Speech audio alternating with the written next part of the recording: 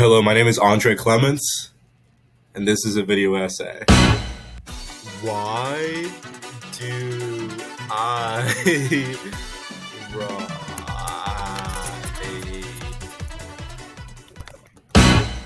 So, what do I write? I'm a poet, officially a published poet, by the Yeah. way. So, this video is going to be about any other form of writing other than what I write as a poet. Transition.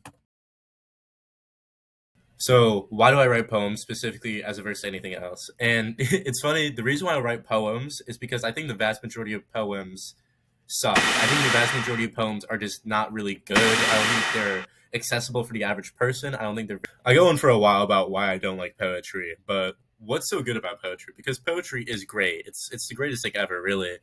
Why do I even give poetry a chance? And the word of why I give poetry a chance is economics. Okay. Everybody knows the power of language, right? Everybody knows the power of like reading about a character that you haven't even seen, even if it's in real life, and feeling immense emotion because of this, because of words that are on paper or you see on the screen. That language is very powerful to you. It does something to you, even if the character, even if it's fiction, even if the character is not real by any means, or you never met this person. This language of you reading these words are very, very powerful, right? And a novel, it can take hundreds of pages, many chapters, many arcs for the author to establish a character and then have their plot arc and then have you emotionally invested in this character and then for something to happen to it, blah, blah, blah. It takes a while for a novel to make you feel for a character. In a poem, it can do that within one page, three stanzas, even shorter. And that's magical. That's very cool. That's very interesting. Transition. Poetry. It's an interesting, very contentious time to be a poet right now. There's a lot of like discourse online about like modern poetry, Instagram poetry, and like how people don't like it, right? And this is a symptom of a problem. I think the vast majority of poets are pretentious, right? And poets want to write to their people, right? This like highly selective, extremely like literate group, and this high barrier of entry, it's like very much enforced, right? Like whenever there's a poet that doesn't really fit into these standards, it's met with extreme ridicule, right? And I hate that. I don't like that. I don't care how bad you think a poem is. It is not ruining poetry. But what does other people's notion of poetry have to do with why I write poetry? And it's a simple fundamental disagreement. People fundamentally think that by poetry's nature, it will be gatekept. That poetry is this high form of literature that people just simply won't get or understand if they're not interested in that genre. That poetry is something that almost exists outside of the average like literature sphere. That some people like books and novels, and other people like poetry, and that these are different things.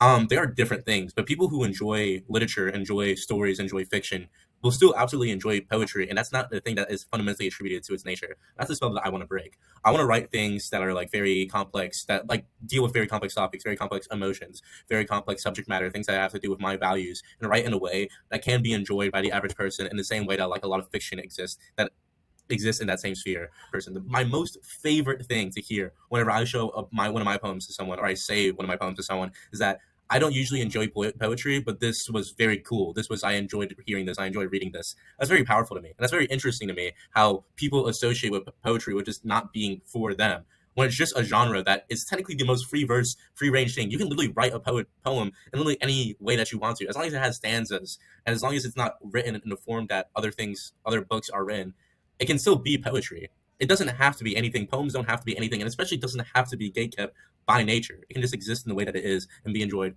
by hypothetically anyone. And to step back a bit from the exact topic of this video essay, it is so important for bad art to be created, and it's also extremely important for that bad art to be seen. When we look through art throughout history, it's a way of us seeing how people express themselves during that time period, and then we can get conclusions from that time period based on how people express themselves. It's not a highlight reel of Earth's greatest hits, humans' greatest pieces of art. Even though we can look at it and analyze it that way, it's just not how we should study art as a being. And the thing is, that isn't different from how we look at it today. And people continue to express themselves in the same way, just now with more eyes than ever before. And this isn't a bad thing. People express the celebrations, frustrations, and monotony of everyday modern life in ways that are extremely cliche, in ways that are technically mundane or uninteresting, in ways that I dare say just isn't good writing. But that's okay. It doesn't reduce what poetry is as an art form or a beautiful language. It exists. It makes a person's feelings and experiences tangible outside of their being, which inherently gives it value, no matter how bad you think it is. So, in conclusion, I write so poems aren't artificially gatekept. I know the potential that poetry has, and in order for that potent poetry to exist, someone has to write it. And I'm not going to wait around for someone to write what I want to exist. I envision a world where poetry is mainstream and a majority of people enjoy it the same way they enjoy television or movies. I write for poetry to be better than it already is.